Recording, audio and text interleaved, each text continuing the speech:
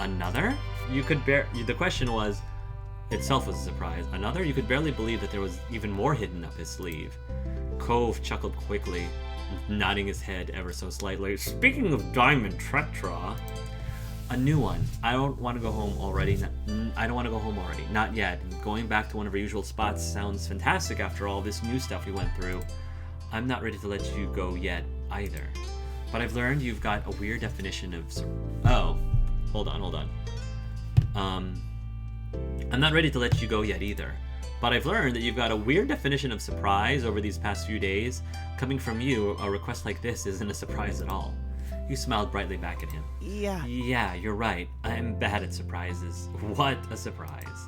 The two of you laughed together over the silliness of his entire mini-adventure Cove had concocted. Thanks for saying yes, anyway. You walked down your usual path, side by side and hand in hand. You trodden the same path many times. By all rights, the novelty should have been long gone, but you found fulfillment in every step you took.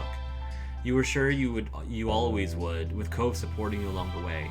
Whether he was near or far, it didn't matter in the end. He would always be there for you. With his plan of Cove's drawing to a close, you might have expected to feel a little wistful. It had been an exciting few days, but there was no need to yearn for what had gone. After all, you knew that the two of you would always find new ways to bring a smile to the other's face. It's what you both did, and you were looking forward to the new surprises already. Oh, okay. So, they're 18. I was like, is he proposing? But then I'm like, they're 18. He could propose at 18, but I would prefer that happening at least while we're in college.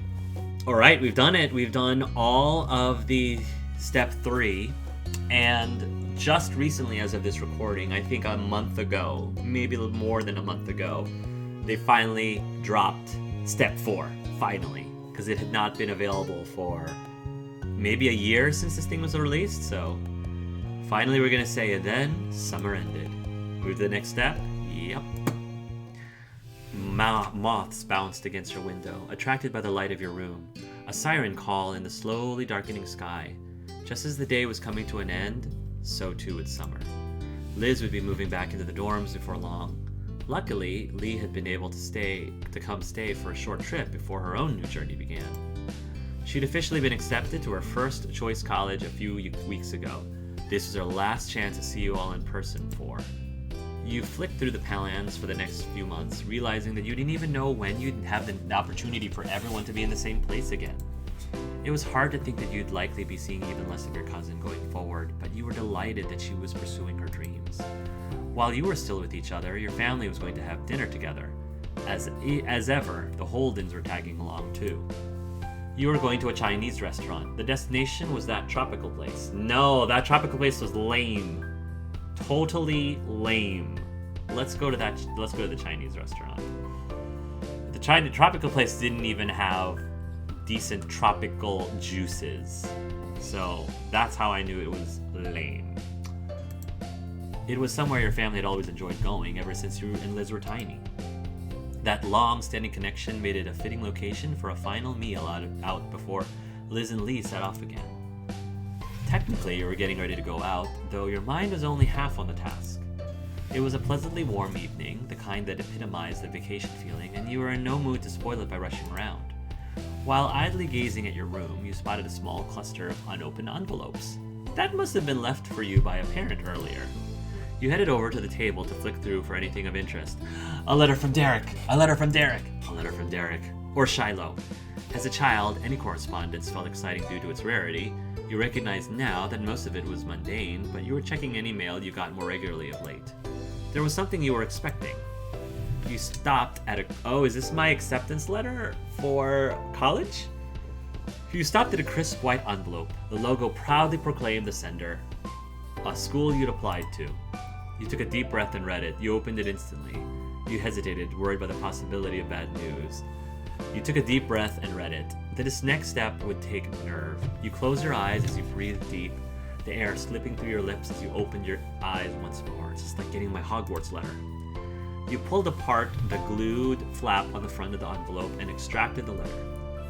I would have used a clean cut with a with a letter opener because it's a pet peeve of mine to have letters that have envelopes that are like all torn up. It's a huge pet peeve of mine. So this is the real deal for me. Your eyes darted over the message, rushing past the pleasantries to get to the heart of the matter. The blood pounding in your ears deafened you to the world outside that was contained within these letters. Your heart skidded to a halt as you read your verdict. Yeah, I know what this is like. Applying for colleges can be nerve-wracking if you have ones in particular that you just really feel like you're destined to go to. You'd been accepted. You were ecstatic. You were relieved. You could hardly believe it. You were ecstatic. Bouncing on the balls of your feet, you pressed the letter to your chest as your excitement bubbled over. You had to tell your family right away. You make an announcement at dinner. You wanted to keep this news to yourself for now. You wanted Cove to be the first to know. I honestly would just tell everybody. Like, I would want to tell people right away. I wouldn't not have the restraint to wait any longer. You had to tell your family right away. You tore down the stairs, your feet barely touching the ground as you leapt from one step to the next. Your arrival, which compensated for excessive speed by creating a riot of noise, caught Mom's attention. Someone's hungry. Her eyes were twinkling, amused as she let you catch your breath. So what's the rush for? I got into college. I'm not gonna be a screw-up. Yeah! Not that you would be a screw-up if you didn't go to college, but college was for me. I was one of those people where college was for me. Mom whooped, holding out a hand for a 5-5. You're fantastic. Nice, Vaughn. The commotion had summoned the other women from various corners of the house. Liz looked up from her book, grinning as Lee hurried over. Ma swept in from inside, wrapping an arm around your shoulders and squeezing you close. Good job. That's wonderful, sweetie. Hey, let me come in on the hug. She wrapped her arms around you both without waiting for an invitation. Liz, her book neatly abandoned on the floor, tapped her hands in applause as she walked up to you. Good job, Vaughn. Lee didn't hide her excitement, openly jumping for joy as she treated you to thunderous praise. Lee didn't hide her excitement, openly jumping for joy as she treated you to thunderous applause. Seriously? It's amazing. You're gonna be amazing. That's nice, but you shouldn't just stand there. Yeah, there's room for everyone. Your moms opened up the hug, both keeping an arm around you as they each held out another to invite Liz and Lee. Giggling, Lee drove you to the hug. Liz rolled her eyes, but suddenly allowed herself to be beckoned into the group hug. Your mom squeezed everyone together tightly. Mom's long hair brushed against her face as she turned to cheek the clock. Let's go. To cheek the clock? To Let's check go. the clock. We can take this party on the road. We've got to head out for dinner soon. Nodding, you were aware that your attempts to finish getting ready had been cast aside in favor of congratulating you. I had to do a couple more things first. It won't take long. You hurried back upstairs, though getting ready to go out was the issue at hand. You couldn't stop your thoughts from drifting back to the future. Back to the future! Your mind was buzzing over the news you'd received and everything that would soon unfurl. Oh my gosh, it's a new car! We just got ourselves a new car! Wow, I never thought I would live to see the day. Everyone it's just reskinned. Same basic form, just reskinned. Nice. Everyone piled into the car. While it was marked as being suitable to hold 5 people, in practice it made for a very tight fit. Your mom sitting in the front were fine. You, Liz, and Lee were squished into the back, Lee in the middle, wedged between you and your sister. But Mom was an excellent timekeeper. Thanks to her efforts, you pulled up near the restaurant on time.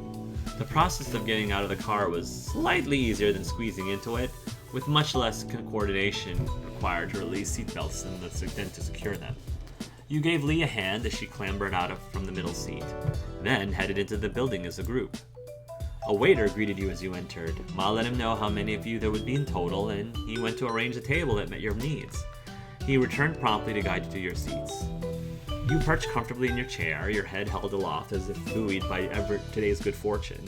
Your family settled down around you, all cheerful and looking forward to the evening ahead.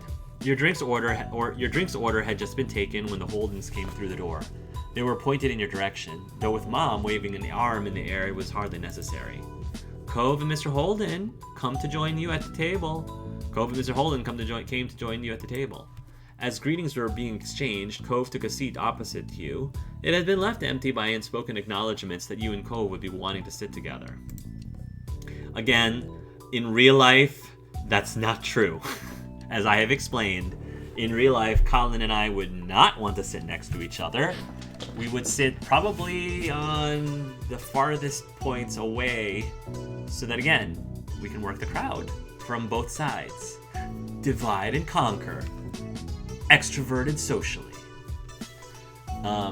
So, wrong game. Well, the game wasn't wrong. The people that were wrong for thinking we would want to sit opposite each other. However, given that, Cove, I do recognize, is a common person who would probably deeply prefer us sitting next to him. So, that's fine. That's cool. Mr. Holden sat beside me. Hi! It's great to see you. Glad you could make it.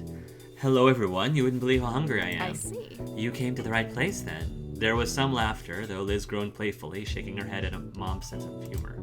Growing up, she'd have complained, and Mom would have responded by making another comment.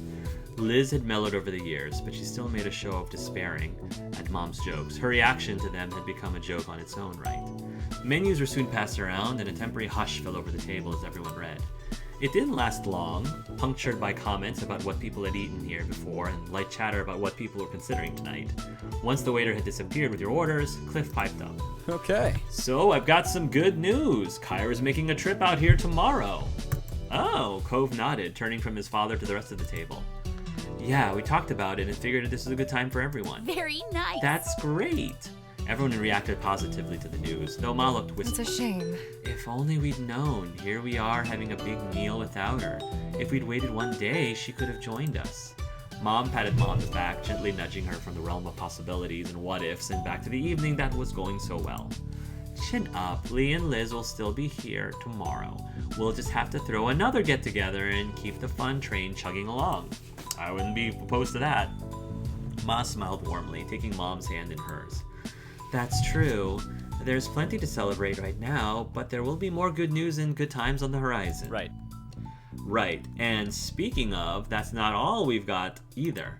Mr. Holden's eyes were alight as he sat up straight in his chair, face angled towards the sun. He barely let a beat go by before nudging Cove with his elbow, pushing him to follow up on the announcement. He was the very picture of a proud papa. Cove shied from the limelight, ducking his head down and staring at his lap as he spoke. Ooh, did he get into college too? Well, it's just I've switched over to working full-time instead of only part-time. Plus, I've been looking at apartments. There's a few I can choose from. Oh, okay. He's gonna be a full-time employee. Got it. That's fine. He flicked his gaze up at everyone around the table, a smile creeping over his face. I'll be pretty busy going forward. Apartments? He was moving. Cove was going to move out of his dad's house. After 10 years, he wasn't going to be your neighbor anymore. Because you're going to be living with him, Vaughn. Don't get any other ideas. Mr. Holden gripped one of Cove's shoulders and gave it a loving shake. His excitement couldn't be contained. Incredible. Cove's actually going to make it into adulthood. It's a miracle. Mr. Holden leaned back in his chair, staring up at the ceiling in mock wonder. I'm so glad. I wasn't convinced I'd be able to rear a kid all the way to this point, but thankfully I lucked out and got the best boy a dad could have asked for. Dad? Cove blinkered his vision with his hands on the side of his face, temporarily blocking his father from his sight. Despite his genuine bashfulness, which left him unable to meet anyone's eyes after all the attention thrust his way, he was happy. Thanks. I was really lucky too. You're a good dad. Aw, come here. Mr. Holden threw an arm around Cove's neck, pulling him into as close of a hug as the seating allowed. He rubbed his cheek on the top of his son's head while Cove chuckled, accepting the affection with good humor. Ma leaned over and whispered in your ear, her fingertips brushing against your cheeks. Would you like to tell Cove and Mr. Holden what you told us earlier? Sure. I'd rather not. You shake your head, you know. No, I'm sharing good news. I love sharing good news. Shoot. I'm not going to be keeping that a secret from my friends and family. As the spotlight thrust on Cove dimmed, you decided this was a good time as any to make your own announcement. Can I share some news too? Of course. I got my acceptance letter today. I'll be going to college soon. Mr. Holden gave you a thumbs up. Good kid. Impressive. You're a good kid. The world's your oyster. Cove grinned at you from across the table. Seriously? That's amazing. It's incredible. You did it. Congratulations, Vaughn. Thanks. No, seriously, this is really, really big, and you deserve it so much. You looked around at the faces of the company here. You'd been on this journey with everyone here for years, seen them falter and grow, and they had watched you go through the same. Cove was leaving his family home, Liz was heading back to college, while Lee was starting at hers. You were staying close, but it was clear you were all heading in different directions to different destinations. Some near, some far, but it wouldn't be long until you were all going your own way. Your heart swelled with pride for everyone. It was bittersweet. The thought troubled you. It's definitely bittersweet. You turned your head to the side, wistful, not wanting to spoil the evening with your troubles. You were glad that everyone was succeeding, but the idea of splitting up gave you a twinge of regret. These people had been key pillars in your life. Days ahead without them, no matter how bright and shiny, felt a little empty, like a theme park after closing time. That's a good analogy. But you focused your mind on the sweet side. Your mind filled with the bitter part. Now, I'm optimistic. I'm an optimistic person. You focus your mind on the sweet side. I appreciate what I used to have. And I try to, again, live in the moment, savor what's happening now, remember fondly the past, but don't, dwell on it. New adventures were still ahead, and you could encourage that optimism. Cove brought some attention to himself with the clearing of his throat and a small interjection. I'm gonna stretch my legs while we're waiting for the food and everything. Sure. Sure thing, bud. With a tiny smile, he nodded at his dad, but the lightness to his expression faded when he moved to face you. Wanna come? He was attempting to be subtle, but there was very obviously something on his mind, something he wanted to talk to you about alone. You watched him with concern as he rose from your seat. Yeah, I'll go. Take care. With those parting words, the two of you walked about the place. He was trying to get as far away from everyone else as possible without actually exiting the building. What did you need to say? He hadn't admitted that was what this was about, but he didn't need to. Cove started pulling on the hem of his shirt. He turned his head back to face you, but it was an awkward movement. I wanted to talk to you one-on-one about all this. You know, my work, moving. He's gonna ask us to live with him. I mean, it was coming before, but now it's pretty much here. Yeah, it's exciting. Cove stopped picking at his shirt, and he seemed to respond well to that response. He was relieved you weren't upset about it. I'm glad you think so. But then he looked down and his brows furrowed. You saw his hands shift away from his clothes to instead rub at his arm. Are you looking forward to it? I am. Well, I'm trying to be. He ducked his head further and you saw his face start to redden. But it's scary. What if I mess everything up for me? For us? Come on, you don't need to worry. You're going to do great things. You could never ruin what we have. So you're saying that you're going to dress up as the future for Halloween? So you're saying you're going to dress up as the future for Halloween? It's a little conceptual, sure, but you could probably make it work. Definitely not. I'd feel bad going around as something that terrifying. The mood felt a little better, though it didn't last. Cove then turned his head away and wrapped his arm around himself. He felt a sudden chill that definitely wasn't caused by the air conditioner. It's happening, you know? What I talked about earlier this summer. The world isn't going to keep us together anymore. It'll all be up to us now. But everything is still going to be okay, right? We're still going to be okay. You remember that night of the Orca fundraiser when you admitted you loved Cove and that you wanted to be with him always? He seemed so confident about it then, but now you're on the brink. You were as worried as he was. You got mad at him for this. You kept calm. No, I'm not worried. It's college. I'm not worried. If I like to believe that our love and relationship is strong enough that once we're done with college, I'll move in with him, or we'll move into a new apartment together, or even a house, I don't know. You kept calm. You understood his concern. It was definitely hard to imagine what would happen. However, you didn't let yourself get upset. I want it to be forever. Yes, Cove, no matter what happens, I want to be with you. I'm yours as long as you want me. Yes, Cove, no matter what happens, I want to be with you. You were in love with him. There was no way you were going to let this fall down the wayside. Cove laughed with a delicate smile in his face. Okay, you win. I wanted to prepare myself for the horrifying unknown, but you're kind of giving me no choice but to be optimistic here. That's how I am, Mr. Optimism. I am a realistic optimist. I hope for things to be great, but I prepare for the worst and hope for the best. I think that is what fits me. I am not naive that I will be blindly optimistic to things, but I will at least be aware that realistically other things could happen, and I'll be prepared for those other things to happen.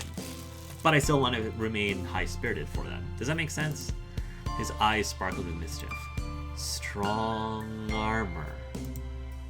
That's right. Oh no, I can't believe you're being forced to have hope about life. I can't believe you're being forced to have hope about life. I'm happy to hear that. You're welcome, you snickered. You snickered. Cove rolled his eyes and tried not to smile. Thanks for listening to me, Vaughn. It helped. You felt pleased that his anxiety had eased after talking it out. Want to go back to the table? I bet everyone's wondering what we've been up to. Yeah. Oh yeah, I forgot what we were doing here. That would probably be good. With matching smiles, you both reclaimed your seats at the table. Both of you felt lighter, and it showed. You seem happy. What was that? Yeah, it looked like you were having quite the conversation over there. It's neighbor stuff. Sorry. I used to be your neighbor. He waved off their questions, and you didn't offer any explanations. They still seemed curious, but caught that Cove wanted it to stay between the two of you and let it drop. Things relaxed, and you took a sip of your drink. Lee idly tapped the table and got your attention. I'm so excited to try this place. I haven't been here in a long time. I hope it's as good as I remember. All the restaurants in the area are pretty top-notch in my humble opinion, except for that tropical place. We'll see. It was a challenge issued. Liz carried herself like some sort of professional food critic, and Mom snorted. Tough crowd. Jeez, Liz. Ma giggled and chimed in as well, much to Liz's embarrassment. That's right, Lizzie. Jeez. Oh, jeez, Louise. Jeez, rude. Hey, be nice to Liz. You shook your head at all the silliness. I'm, for once, gonna defend my sister. For once. Hey, be nice to Liz. She doesn't have anything. She doesn't even say it that much anymore. Everyone burst out laughing, besides Liz, of course. She smirked. No one would ever accuse your family of being no fun. Night fell soon after everyone finished their meals, and before you knew it, you were standing in the parking lot saying your goodbyes and packing up the cars to go home. But was the meal actually good? That's what that's all I cared about. Was the food actually good? Was it actually a good restaurant? It shall forever be a mystery. After the last of the chores were done, your family spent some more time together. You then had some extra time and decided to check in with Shiloh. Yes! Where's check in with Derek? Did the game forget Derek like they forgot Shiloh? Like Shiloh forgot us and lied about it? Check in with Shiloh. You thought of Shiloh, both as a central figure in your early childhood and as a person you'd come to know since then, and brought up his number on your phone. I'm so happy we can talk to him. He picked it up within a few rings. Aww! It didn't go straight to voicemail, or it didn't go to voicemail. That makes me feel special. Hi, Vaughn! His voice was as peppy as ever. You wondered if everyone who got called everyone who called got such an excitable greeting. I'm just gonna pretend it was all for me. Hey, Shiloh. This is so great. It's so great to hear from you. I hope you're doing okay. He raised his voice at the end, turning the statement into a question. Everything's great. I'm okay, just okay. Pretty tired. Yeah, I just wanted to see how you're doing. I missed you. Oh, really? Do you mean that? I missed you. Aw. I really appreciate you keeping in touch like this. You must be so busy now. Oh, before I forget, my mom says hi. She's still sad that she wasn't able to see the Angel family herself. Tell her I said hi back. She should come visit sometime. You should both come back again. It's no big deal. These things happen. You both should come back again. It would be nice to have everyone back where it started. Yeah.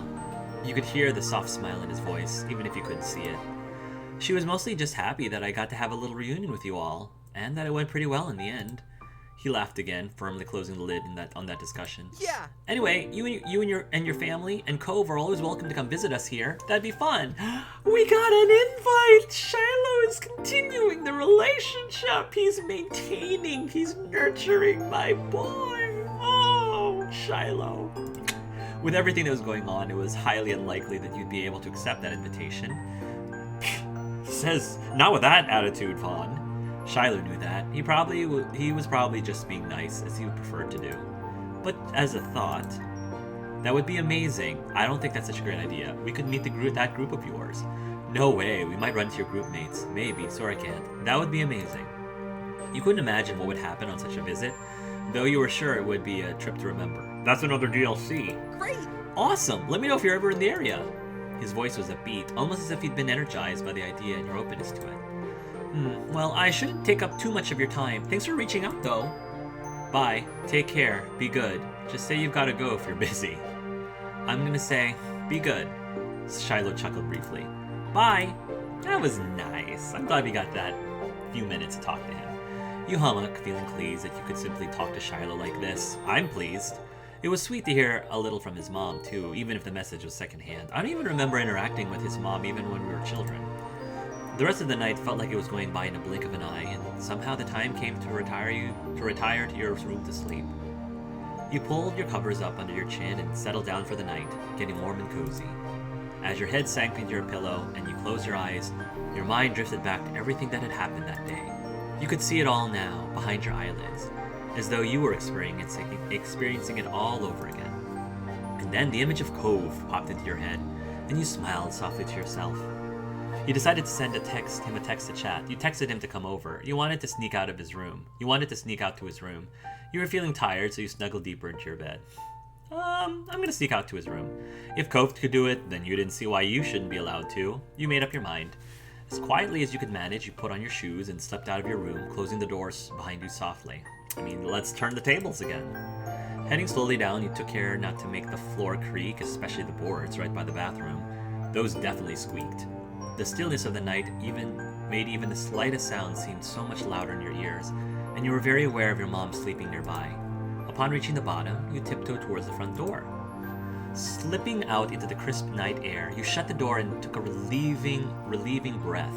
Excitement rising, you dash across the street towards Cove's house. The road, too, was surreal at this hour, familiar and yet strange. It might have been eerie at another time, but with how eager you were, you hardly cared. You attempted to find your way from the normal footpath to the side of the condo, but the limited light was making it difficult. You knew for sure which window was Cove's, and lucky for you, it was on the first floor. Unlike Cove, you wouldn't have to do any building scaling.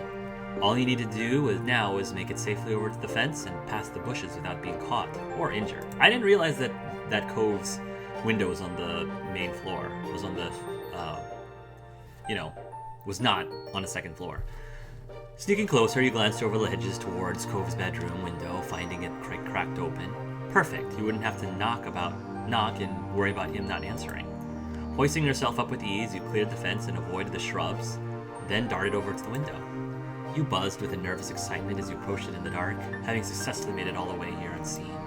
Lifting the window up so it was fully open, you pushed yourself halfway through, your legs dangling into the underbrush below. It was a little awkward, as a small shelf was right in the way. You had to take care not to knock over a couple of plants, but you made it through with minimal noise. I loved this room with the aquarium. Once safely inside, you dusted yourself off and turned back to close the window gently with only a soft glow of moonlight and Cove's fish tank there to see the way. You gave a small wave to the special fish you got to name Clive. Yes, Clive and Cove. Then, straining your eyes through the dark, you crept towards Cove's bed, barely making out the sleeping figure beneath the covers. By the sounds of his soft breathing, you could tell that he hadn't heard you come in, and a small smile tugged at your lips. You startled him with a loud noise. You poked him until he woke up. You nudged him gently. You whispered his name. You sat down on top of him. You left him to sleep and sat beside him. I'm gonna say...